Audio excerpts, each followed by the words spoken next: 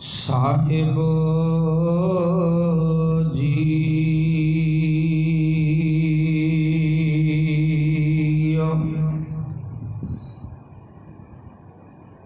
दावा अगन बहुत तृण जाले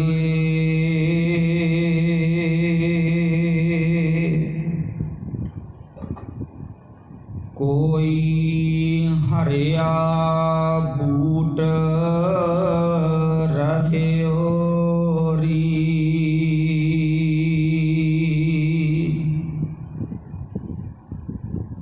ऐसो समरथ वर्ण ना सकूं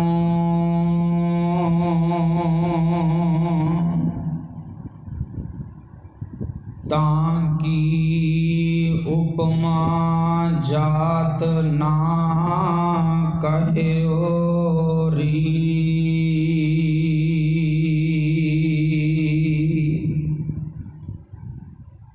परम सत्कारयोग परम सन्मानयोग जुगो जुग अटल चवर छतर तख्त और वक्त दे मालक साहिब कमाल शब्द गुरु धन धन साहिब श्री गुरु ग्रंथ साहिब जीओ महाराज तिन्हां दी पावन पवित्र हजूरी दे अंदर जुड़ मिल बैठे गुरु प्यारे गुरु सवारे सत संगी जनों, जो पावन बचन दास ने आप जियां दे नाल सांझे कीते हन। धन श्री गुरु अर्जन साहिब पातशाह जी दी मुबारक रसना तो उचारण कीते हुए आसा राग दे अंदर धन श्री गुरु ग्रंथ साहिब जी दे पावन पवित्र अंक 383 उपर सुभाईमान हन। आओ इन्हां पावन बचनां दे सहारे अगलेरियां विचारां नूं आरंभ करन तो पहलां गुरु बख्शी हुई मुबारक फतेह दे नाल सांझ पा लईए। इक्के ही वार कहन ते फतेह परवानो जी आखो जी वाहिगुरु जी का खालसा वाहिगुरु जी की फतेह। हजूर दे पावन बचन हन दावा अगन बहुत तृण जाले कोई हरिया बूट रहे री। दावा अगन जंगल दी अग जिहड़ी दरख्तां दे खैण तो पैदा हुंदी है। धन श्री गुरु अर्जन साहिब पातशाह जी ने समझाया है सहेली जदों जंगल नूं अग लगदी है तां बहुत सारा घाह बूट सड़ जांदा है। कोई विरला हरा रुख बचदा है जिहड़ा हरा है जां छोटा जिहा है पानी विच खलोता है वह बच जांदा है जां कोई हरा है वह बच जांदा है। बाकी धन श्री गुरु अर्जन साहिब पातशाह जी कहंदे बहुत सारा घाह बूट सड़ जांदा है। ऐसो समरथ वर न साकों तां कि उपमा जात न कहे होरी। हुण अगे धन श्री गुरु अर्जन साहिब पातशाह जी समझाउंदे हन कि ऐसो समरथ भाव अजिहा बली सूरमा जो इस अग तो बच रहा है उहदी गल कीती। कहंदे जगत जंगल नूं तृष्णा दी अग साड़ रही है। कोई विरला आत्मिक बली है सूरमा मनुख बच सकदा है। जेड़ा इस तृष्णा अग दी सड़न तो बचिया कोई विरला है न विरले ना ही घने फैल फकड़ संसार। जब पातशाह जी ने आख्या जग मैं उत्तम काढ़ियां विरले कई के ओ विरले ने ऐसे बली मनुख की आत्मिक अवस्था हजूर कहन लगे मैं बयान नहीं कर सकता, मैं दस नहीं सकती कि उस वर्गा होर कौन हो सकता जिहड़ा बचिया है। हुण इन्हां पावन पंक्तियां के सहारे आपां अगलेरियां विचार नूं समझना है कि जिहड़ा गर्भ है हंकार, इस गर्भ के रोग तो कोई विरला बंदा बचिया, वो कोई विरला है। समझण दे लई मैं आप जियां दे नाल एक छोटी जी घटना साझी करनी है। कोई साधु कह लो, संत कह लो, रब दा प्यारा कह लो, कोई साधु संत सी, वो बहुत घट लोगों नूं मिलिया करदा सी। हुण उहदे कोल जे कोई आउंदा सी, वो जो कुछ आउंदा सी मूँह दे विच बोलदिया करदा सी। वो संत, वो साधु ते उहदा एक चेला, वो दोवें उस कुटिया दे विच पिंड तो बाहर सी, उत्थे रहा करदे सी। हुण राजा सम्राट होया, उहदे मन दे विच एक दिन आई कि मैं भी जाके उस साधु नूं मिल के आवां। हुण जदों राजा सम्राट गया, वो कुछ नाल लैके नहीं गया, कोई आपदे सैनिक नहीं, पिछे ही छड्ड के सिर एक महावत है जिहड़ा नाल लै गया है, उसनों पिछे खड़े करके आप उसकी कुटिया विच गया है। जदों राजे सम्राट आया, उसके आउण तो पहला मैं पहला कहा है एक कहानी मन नूं समझाउण वास्ते है, सिक्ख्या लैनी असीं दे विचों। हुण देखो, उस साधु ने अपने चेले नूं आवाज़ मार के कहा, बेटा कि जिहड़ी कुटिया दे बाहर चटाई है जो तप्पड़ विछिया आया वो चुक दिओ। हुण उहदा चेला को कहन लगा, कहंदे की गल अज जो मिलन आ रहा उस तुसीं मिलना नहीं चाहुंदे? वो कहंदे नहीं, तुसीं तप्पड़ जो चटाई उसनूं चुक के वलीट के अंदर रख दो। उन्हें रख दी। राजा सम्राट आया, उस साधु ने अखां बंद कीतियां होईयां सी। जदों राजा सम्राट आया, उसने आके जो उहदे सत्कार योग लफ्ज़ सन उहदे विच कहा, जो उसनूं नमस्कार कीती, उहदियां अखां बंद सी, इशारे दे नाल कहा कि बैठ जा। हुण राजा सम्राट बैठे किवें कि तख्त ते बैठा आ, सोने दी कुर्सियां ते बहन वाला, पोशाक पाई महंगी, थले बहिंदा सी तां लिबड़दी सी पोशाक। दूजी वारी फिर उसने सोचा कि इसने मैनू पहचानिया नहीं कि मैं राजा सम्राट हाँ। दोबारा फिर उसनों नमस्कार कीती कि मेरी आवाज़ पहचान लवे। उसने फिर बोल के कहा, उस साधु ने, कि मैं एक बारी किया है बैठ जा, तू बैठदा क्यों नहीं? तीजी बारी जो फिर कहा तो उस साधु ने अखां खोल लईयां ते कहन लगा, कहंदे मैं जानदा तू राजा सम्राट है, तू बैठ जा कि मैनू पता है तू आया है मिलण वास्ते। हुण देखो, उसके बोलों के ताकत सी। हुण बैठा जिसी असी चौंकड़ी मार के बैठते हैं, इस तरह बैठा नहीं। उसने अपनी पोशाक है जिहड़ी उसनूं संकोचिया, इकट्ठा किया, उसनूं गोदी विच लिया ते पैरां भार हो के बैठ गया। हुण जिहड़ा साधु सी ना, उन्हें अपने चेले नूं आवाज़ मारी, कहन लग्या इधर आ, तेनूं मैं तमाशा विखावां। हुण राजा सम्राट सोचदा तीन ही जने आ, साधु जिहड़ा है जो रब दा प्यारा है अपने चेले नूं आवाज़ मारे, तमाशा तो मेरा ही विखाएगा। हुण जदों आवाज़ मारी तो उस साधु ने कहा, देखो कि मिट्टी तो बनया इंसान है ते ये मिट्टी तो संकोच कर रहा, थले बैठण नूं तैयार नहीं कि मेरी पोशाक मैली हो जाएगी। मैं इत्थों सिੱਖਿਆ आपां लैनी है गर्भ हंकार दी, कि कई बार बंदे दा अहुदा चला जाता है पर अहुदे दा हंकार नहीं जाता। जदों भी वो लोगों के विच गल करदा है ना, फिर कहेगा कि मैं भी इस अहुदे दे उत्ते सी, मेरे कोल ताकत सी, मैं आ काम करदा सी। गर्भ लफ्ज़ छोटा है पर सिर चढ़ के बोलदा। जदों जीवन दे अंदर गर्भ आ जाता है, कोई विरला है जेड़ा इसकी अग तो बचिया है। तो धन श्री गुरु अर्जन साहिब पातशाह जी ने आख्या, दावा अगन बहुत तृण जाले कु हरिया बूट रहे ओरी, जग में उत्तम काढ़ियाँ विरले केई के हैन विरले ना ही घने फैल फकड़। संसार को विरला है जो माया दी अग तो, इस गर्भ दी अग तो, हंकार दी अग तो बचे, बहुते साड़ी गए।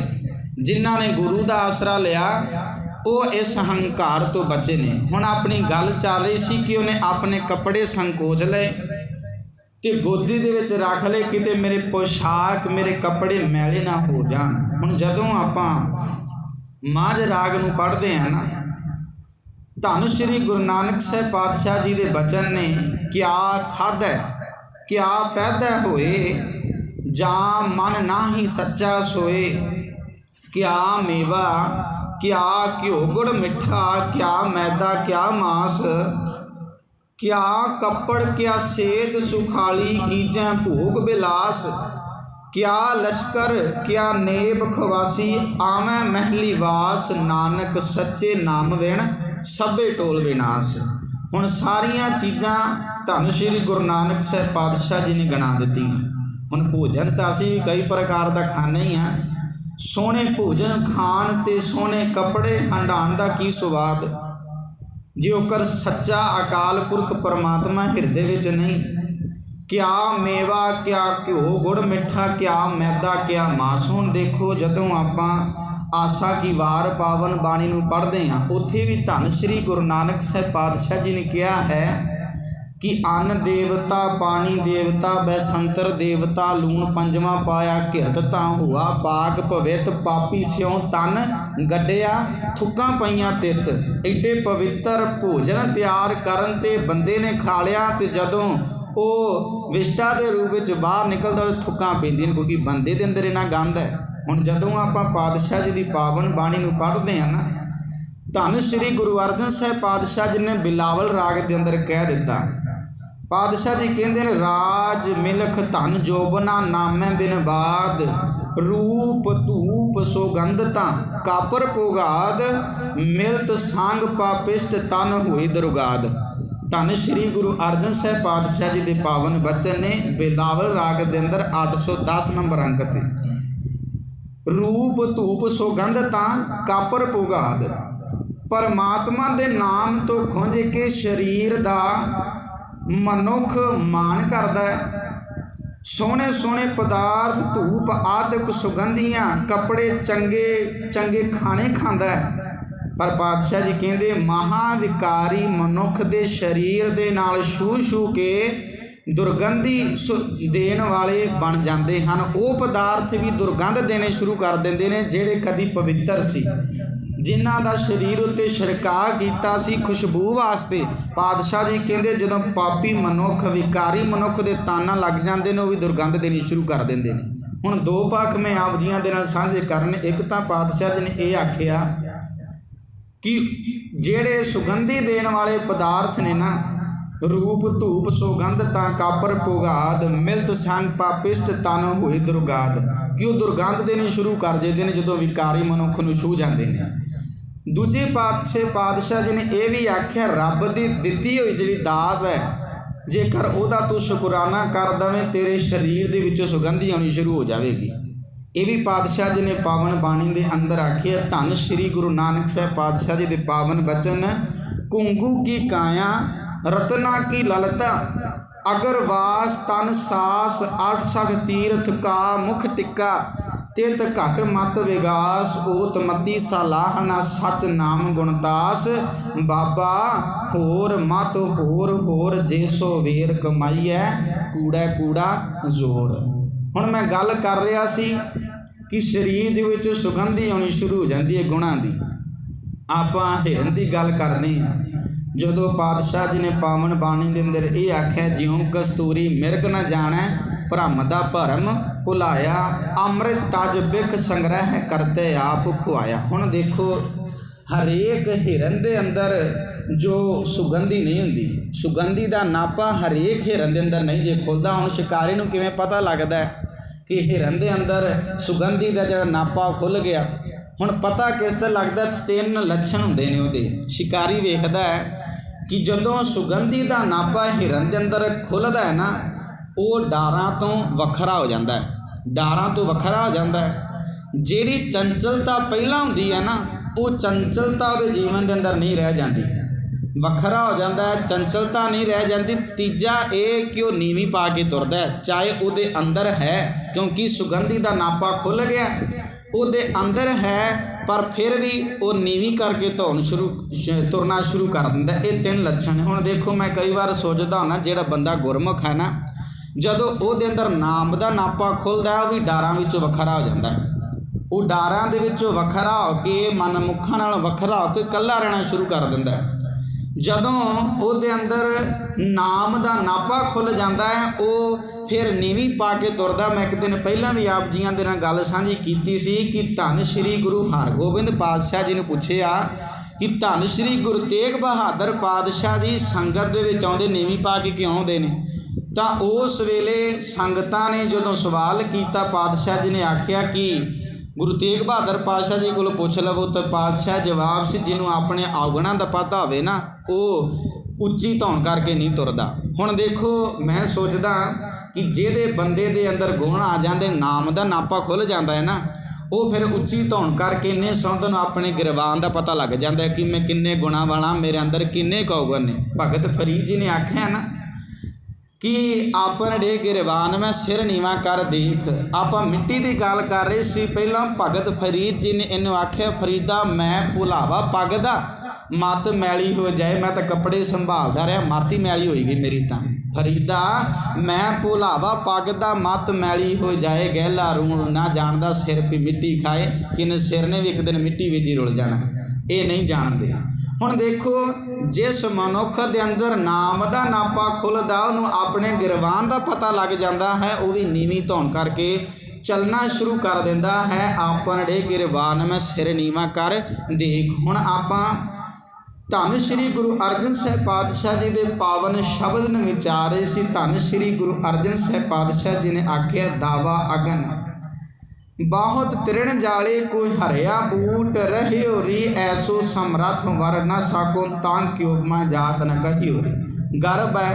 ਹੁਣ ਧੰਨ ਸ਼੍ਰੀ ਗੁਰੂ ਨਾਨਕ ਸਾਹਿਬ ਪਾਤਸ਼ਾਹ ਜੀਵਨ ਪੜ੍ਹ ਕੇ ਵੇਖ ਲਓ। ਧੰਨ ਸ਼੍ਰੀ ਗੁਰੂ ਅੰਗਦ ਸਾਹਿਬ ਪਾਤਸ਼ਾਹ ਜੀਵਨ 63 ਸ਼ਲੋਕ ਉਚਾਰਨ ਕੀਤੇ, ਕਿਤੇ ਵੀ ਆਪਣਾ ਨਾਮ ਨਹੀਂ ਹੈਗਾ ਕਿ ਕਿਤੇ ਅੰਗਦ ਲਫ਼ਜ਼ ਨਹੀਂ ਵਰਤਿਆ। ਹੁਣ ਤੁਸੀਂ ਕਹਿਣਾ ਹੈ ਕਿ ਉੱਤੇ ਮਹਿਲਾ ਦੂਜਾ, ਮਹਿਲਾ ਤੀਜਾ, ਚੌਥਾ, ਪੰਜਵਾਂ ਆ ਰਿਹਾ, ਪਰ ਚੇਤੇ ਰੱਖਿਆ ਜੋਤ ਗੁਰੂ ਨਾਨਕ ਸਾਹਿਬ ਪਾਤਸ਼ਾਹ ਵਾਲੀ ਵਰਤ ਰਹੀ ਹੈ।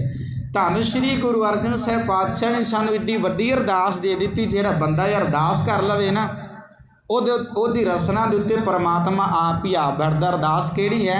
ਗਿਆਨ ਧਿਆਨ ਕਿਛ ਕਰਮ ਨਾ ਜਾਣਾ, ਸਾਰ ਨਾ ਜਾਣਾ ਤੇਰੀ ਸਭ ਤੇ ਵੱਡਾ ਸਤਿਗੁਰ ਨਾਨਕ ਜਿਨ ਕਲ ਰਾਖੀ ਮੇਰੀ। ਧੰਨ ਸ਼੍ਰੀ ਗੁਰੂ ਨਾਨਕ ਸਾਹਿਬ ਪਾਤਸ਼ਾਹ ਜੀ ਨੂੰ ਵੱਡਾ ਆਖਿਆ। ਜਿਹਨੇ ਧੰਨ ਗੁਰੂ ਨਾਨਕ ਕਹਿ ਲਿਆ ਇੱਕ ਵਾਰ ਉਹਦੀ ਰਸਨਾ ਉੱਤੇ ਆਪ ਪਰਮਾਤਮਾ ਬੈਠਦਾ। ਦੇਖੋ ਧੰਨ ਸ਼੍ਰੀ ਗੁਰੂ ਅਮਰਦਾਸ ਪਾਤਸ਼ਾਹ ਜੀ ਨੇ ਬਾਣੀ ਉਚਾਰਨ ਕੀਤੀ। ਗੁਰੂ ਰਾਮਦਾਸ ਪਾਤਸ਼ਾਹ ਜੀ ਨੇ ਗੁਰੂ ਅਰਜਨ ਸਾਹਿਬ ਪਾਤਸ਼ਾਹ 30 ਰਾਗਾਂ ਵਿੱਚ ਬਾਣੀ ਉਚਾਰਨ ਕੀਤੀ, ਪਰ ਨਾ ਆਪਣਾ ਕਿਤੇ ਨੇ ਵਰਤਿਆ। ਅਖੀਰ ਨਾਨਕ ਪਦ ਦੀ ਵਰਤੋਂ ਕਰਦੇ ਰਹੇ ਨੇ। ਧੰਨ ਸ਼੍ਰੀ ਗੁਰੂ ਤੇਗ ਬਹਾਦਰ ਪਾਤਸ਼ਾਹ ਨੇ ਆਪਣਾ ਨਾਂ ਨਹੀਂ ਵਰਤਿਆ, ਨਾਨਕ ਪਦ ਦੀ ਵਰਤੋਂ ਕੀਤੀ। ਜਿੱਥੇ ਨਾਨਕ ਲਫ਼ਜ਼ ਆ ਜਾਂਦਾ ਹੈ ਉੱਥੇ ਜੋਤ ਗੁਰੂ ਨਾਨਕ ਦੇ ਵਿੱਚ ਹੀ ਸਮਾ ਜਾਂਦੀ ਹੈ। ਉੱਥੇ ਇਸ ਚੀਜ਼ ਦੀ ਲੋੜ ਹੀ ਨਹੀਂ ਰਹਿ ਜਾਂਦੀ। ਹੁਣ ਸਾਨੂੰ ਅਰਦਾਸ ਦਿੱਤੀ ਕਿ ਗਿਆਨ ਧਿਆਨ ਕਿਛ ਕਰਮ ਨਾ ਜਾਣਾ, ਸਾਰ ਨਾ ਜਾਣਾ ਤੇਰੀ ਸਭ ਤੇ ਵੱਡਾ ਸਤਿਗੁਰ ਨਾਨਕ ਤੂੰ ਵੱਡਾ ਹੈ ਤੇ ਵੱਡੇ ਹੋਣ ਕਰਕੇ ਮੇਰੇ ਔਗਣਾਂ ਨੂੰ ਬਖਸ਼ ਲੈ। ਗਿਆਨ ਧਿਆਨ ਮੈਂ ਕਿਸੇ ਗਿਆਨ ਨਹੀਂ ਜਾਣਦਾ, ਕਿਸੇ ਧਿਆਨ ਨਹੀਂ ਜਾਣਦਾ, ਸਾਰ ਨਾ ਜਾਣਾ ਤੇਰੀ ਮੈਂ ਤੇਰੀ ਸਾਰ ਨਹੀਂ ਜਾਣੀ। ਸਭ ਤੇ ਵੱਡਾ ਸਤਿਗੁਰੂ ਨਾਨਕ ਜਿਨ ਕਲ ਰਾਖੀ ਮੇਰੀ। ਤੇ ਧੰਨ ਸ਼੍ਰੀ ਗੁਰੂ ਅਰਜਨ ਸਾਹਿਬ ਪਾਤਸ਼ਾਹ ਜੀ ਨੇ ਸਾਨੂੰ ਅਰਦਾਸ ਦਿੱਤੀ ਹੈ ਕਿ ਅਰਦਾਸ ਕਰਿਆ ਕਰੋ। ਜਿਹਨੇ ਧੰਨ ਗੁਰੂ ਨਾਨਕ ਕਹਿ ਲਿਆ ਇੱਕ ਵਾਰ ਉਹਦੀ ਰਸਨਾ ਦੇ ਉੱਤੇ ਆਪ ਅਕਾਲ ਪੁਰਖ ਪਰਮਾਤਮਾ ਬੈਠਦਾ ਹੈ। ਕਿਤੇ ਮਾਣ ਗਰਭ ਹੰਕਾਰ ਨਹੀਂ ਕੀਤਾ। ਇੱਥੇ ਅਹੁਦਿਆਂ ਦਾ ਹੰਕਾਰ ਹੁੰਦਾ ਹੈ ਕਿ ਮੈਂ ਗ੍ਰੰਥੀ ਹਾਂ, ਮੈਂ ਕਥਾਵਾਚਕ ਹਾਂ, ਮੈਂ ਕੀਰਤਨ ਕਰ ਲੈਂਦਾ, ਮੈਂ ਫਲਾਣਾ ਉਹਦੇ ਦੇ ਉੱਤੇ ਹਾਂ। ਕਈ ਨੇ ਕਿੱਤੇ ਨੇ, ਕਿਸੇ ਵੀ ਕਿੱਤੇ ਦੇ ਨਾ ਕੇ ਵੇਖ ਲਵੋ। ਹੁਣ ਧੰਨ ਸ਼੍ਰੀ ਗੁਰੂ ਅਰਜਨ ਸਾਹਿਬ ਪਾਤਸ਼ਾਹ ਜੀ ਨੇ ਆਖਿਆ ਦਾਵਾ ਅਗਨ ਬਹੁਤ ਤ੍ਰਿਣ ਜਾਲੇ ਕੋਈ ਹਰਿਆ ਬੂਟ ਰਹਿਓ ਰੀ ਐਸੋ ਸਮਰੱਥ ਵਰ ਨਾ ਸਾਕੋ ਤਾਂ ਕਿ ਉਪਮਾ ਜਾਤ ਨਾ ਕਹਿਓ ਰੀ। ਜਦੋਂ ਆਪਾਂ ਗਾਥਾ ਬਾਣੀ ਨੂੰ ਪੜ੍ਹਦੇ ਹਾਂ ਨਾ ਉੱਥੇ ਵੀ ਧੰਨ ਸ਼੍ਰੀ ਗੁਰੂ ਅਰਜਨ ਸਾਹਿਬ ਪਾਤਸ਼ਾਹ ਜੀ ਨੇ ਬੜਾ ਸੁੰਦਰ ਸਾਨੂੰ ਉਪਦੇਸ਼ ਦਿੱਤਾ ਤੇ ਆਖਿਆ ਕਰਪੂਰ ਬਹੁਪ ਸੁਗੰਧਾ ਪਰਸ ਮਾਨੁਖ ਦੇਹੰ ਮਲੀਨੰ ਮਜਾ ਰੁਦਰ ਦੁਰਗੰਧਾ ਨਾਨਕ ਅਥ ਗਰਬੇਨ ਅਗਿਆਨਨ। ਕਰਪੂਰ ਭਾਵ ਕਪੂਰ ਨੂੰ ਆਖਿਆ ਮੁਸ਼ਕ ਕਪੂਰ ਨੂੰ। ਕਹਿੰਦੇ ਮੁਸ਼ਕ ਕਪੂਰ ਫੁੱਲ ਅਤੇ ਹੋਰ ਸੁਗੰਧੀਆਂ ਮਨੁੱਖ ਦੇ ਸਰੀਰ ਨੂੰ ਛੂਹ ਕੇ ਮੈਲੀਆਂ ਹੋ ਜਾਂਦੀਆਂ ਨੇ। ਕਰਪੂਰ पोहप सुगंधा परस मनुख्य देहं मलिनं मजा रुद्र दुर्गंधा नानक अथ गर्भेन अज्ञाननो। ते नाल कह दिता मनुख दे शरीर विच मिज लहू अते होर दुर्गंधियां हन, फिर भी हे नानक अज्ञानी मनुख इस शरीर का मान करता पिया। मान नहीं, गर्भ नहीं करना चाहिए। पातशाह जी ने आखिया है काहे रे नर गर्भ करत हो बिन सुजाए झूठी देही। इस देही ने तो एक दिन बिन जाना, मिट्टी दे विच रल जाना, काहदा मान करना। ते धन श्री गुरु नानक साहब पातशाह जी ने पावन बाणी दे अंदर आखिया जी बरसायन चूनड़ी रत्ती लाल लवाए अंदर मुश्क चकोलिया कीमत कहीं न जाए। जीव नाम सिमर के नाम रसैन विच रंगीज के सोना लाल बन जाती है। मन नाम विच महक के लपटा देंदा है। ऐसे जीवन का मुल ही नहीं पै सकता। अंदरों जदों सुगंधियां आनियां शुरू हो जांदियां ने, जदों अंदर नाम का नापा खुल जाता है ना, उदों फिर अपना गिरवान विखिया जाता है। फिर अपने गिरवान में सिर नीवा कर दे, फिर दूजियां नूं उपदेश नहीं देंदा बंदा कि तू कर लै मेरी कोई गल नहीं। भगत कबीर जी ने आख्या ना कबीर अवरां को उपदेश ते मुख में पर है रेत रास बेरानी राखते खाया घर का खेत। पहला आप अपने जीवन के अंदर कमाइए। मैं पहला भी कहना ना कि जीवन ही अजिहा बना ली किसी को कहने की लोड़ ना पवे कि तू भी गुरबाणी पढ़, वेख के लोग प्रभावित हो जान। पर साडे जोर लगा आया दूजे नूं सुधार दईए। आप चाहे जीवन के अंदर गुण होण ते चाहे ना होण, अपनी वेखी जाए कि दूजा सुधर जाए। दूजियां ते जोर ना दईए। पातशाह जी ने आख्या जी बरसायन चूनड़ी रत्ती लाल लवाए अंदर मुश्क झकोलिया कीमत कहीं न जाए। उस जीवन का मुल नहीं पै सकता जिंद नाम का नापा खुल जाता। सो गुरु साहब जी किरपा करन, कीतियां विचारां साडे जीवन का आधार, साडे हिरदियां का शिंगार बन जान। गुरु साहब जी किरपा करन, असीं भी तृष्णा की गर्भ की अग तो बच जाइए। ऐसो समर्थ वरन न सकूं ताकि उपमा जात न कहियो री। धन श्री गुरु ग्रंथ साहिब महाराज जी की पावन बाणी नूं अपने जीवन का आधार बनाइए। गुरु साडी अवस्था इहो जी बना देवेगा कि जिस अवस्था नूं बयान नहीं किया जा सकता अते असीं तृष्णा की अग तो बच जावांगे। जिस तरह जंगलों के विच दरख्तां दे खैण तो अग लगती है तो कोई विरला दरख्त होंदा जिहड़ा बचदा, असीं उन्हां विरलियां दे विच आ जावांगे जदों गुरु दा आसरा लवांगे। सो विचारां करदियां बेअंत प्रकार दीयां भुलां गलतियां हो जांदियां ने। गुरु साहब जी बख्शण जोग ने, अनजान समझ के बख्श लैन। अगे तो सुमत बख्शण अखीर बड़े ही अदब दे नाल फतेह प्रवानो जी आखो जी। वाहिगुरु जी का खालसा वाहिगुरु जी की